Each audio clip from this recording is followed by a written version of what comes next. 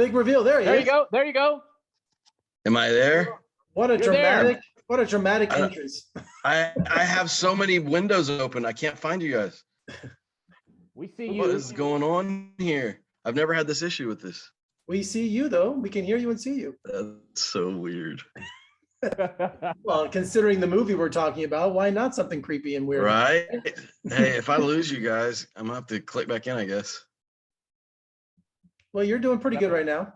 Oh, there it goes. Hold on. Hey, weird. Gosh, Welcome. I've never felt older. Oh yeah, tell me about it.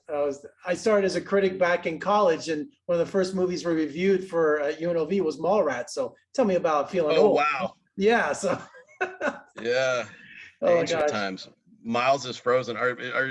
Is Miles frozen on your end as well, or just? Oh, he's working. He's fine. He's working. Okay, great. good. As long as you got him, I got him in a big happy smile. So okay, frozen no worries. on mine for some reason.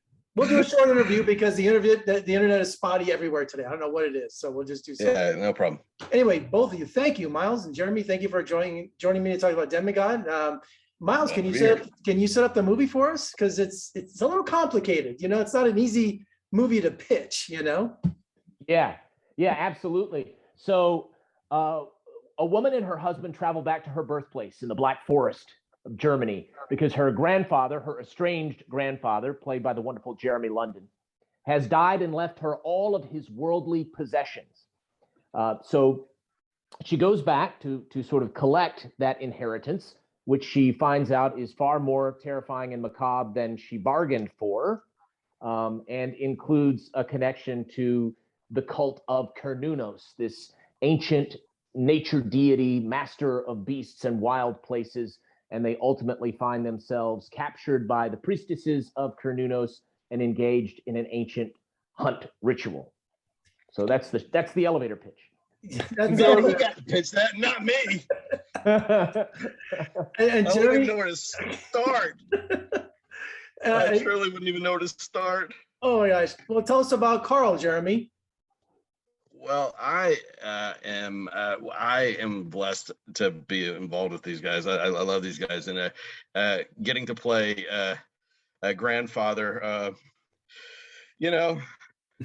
wasn't the easiest on my ego, but I'm kidding. I mean, actually, I love it. I love that I'm getting to be able to play these sort of more adult, deep roles, and getting to speak German was a first. I've never had that opportunity before in a movie, and then just the movie just looks so beautiful, and being a part of something that is just sort of, it really is unpredictable and different. Miles has always a way of doing that, and being involved with him is always going to come with a bunch of twists and turns and fun visuals, and I'm honored to be a part of it. Carl was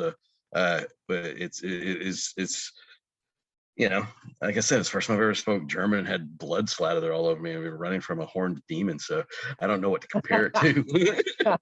Always first for everything, right?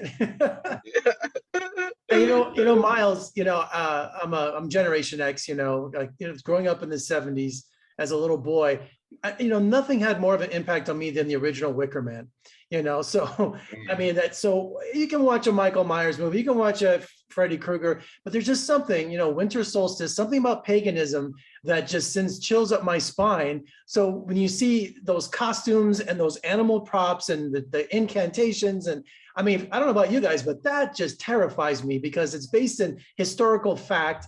And there's just something about the paganism that just sends chills up my spine. Miles has a unique background and pedigree for this type of thing. I mean, don't you have degrees in what is it?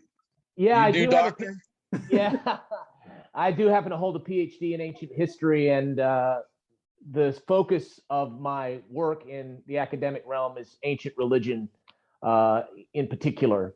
And so these myths are absolutely fascinating, something I've spent a lot of time thinking about, reading about, traveling to places in the ancient world where these things arose. So I couldn't agree more, RE Pagan Cult and The Wicker Man. I love 70s horror films, Exorcist, Omen, Wicker Man, Sentinel. We could go on and on, but this is certainly in the spirit of that sort of folk horror realm.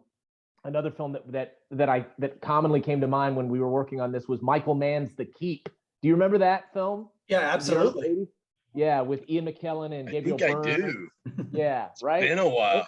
Yeah, it's got that Germanic landscape there. It's got the creature, right? Those fantastic man visuals. Although I think Michael has removed himself from that film because he didn't like the way the studio forced him to cut it. But the Cernunnos mythology and the mythology of all vegetation deities, nature deities, it's just really fascinating. These are vicious deities, okay? Maybe not so much Cernunnos, but think about a deity like Dionysus, right?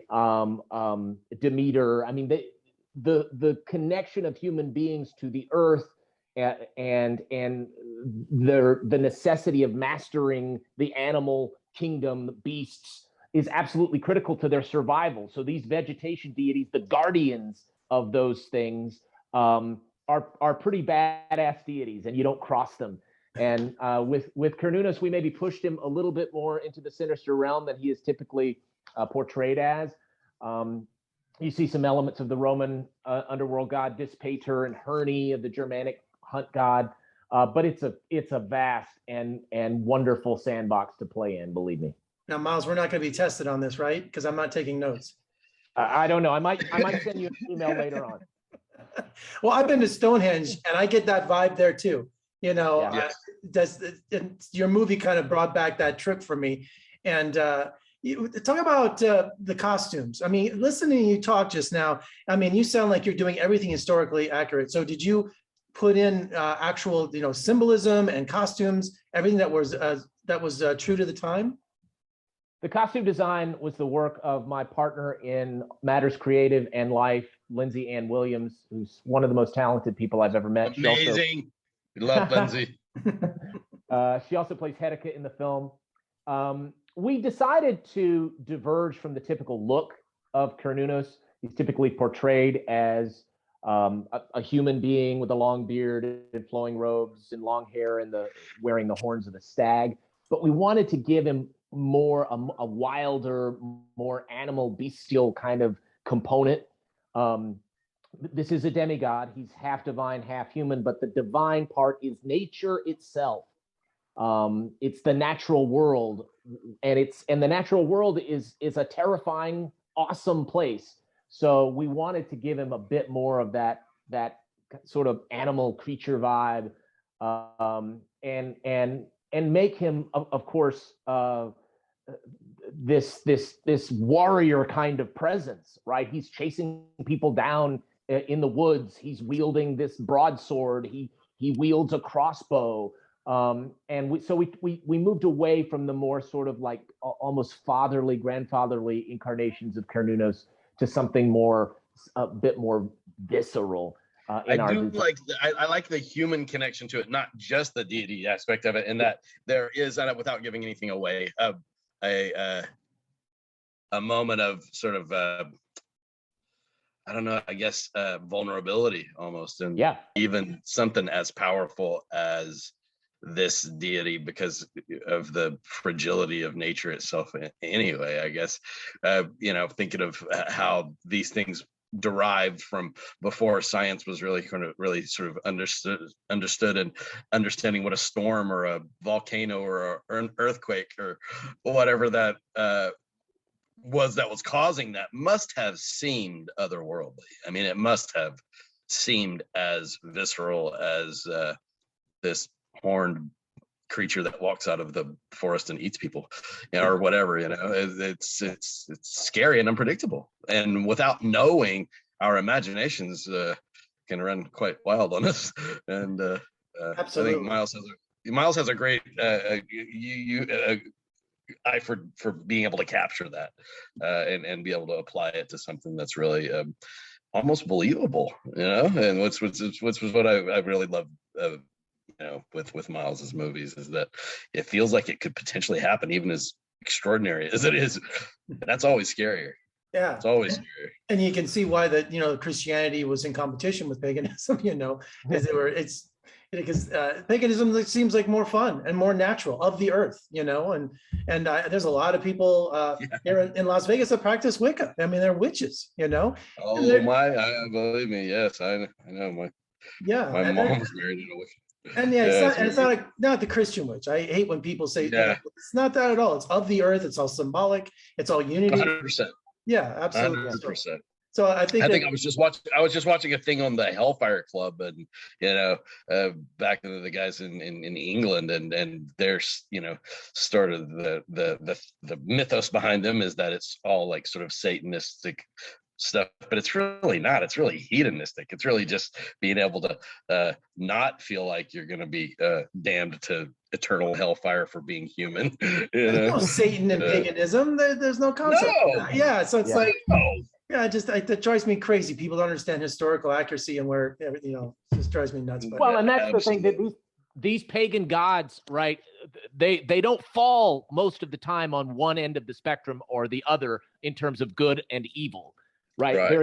There's a balance, right? That they're up, and sometimes they're just toying with human beings, right? Depending upon what God we're talking about. I mean, the Cernunnos mythology, Cernunnos has a very specific mission to protect the natural realm.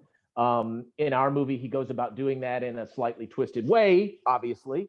But this idea that there is a benevolent God and his diametrical opposition it's a pretty foreign concept in pagan religion and mythology.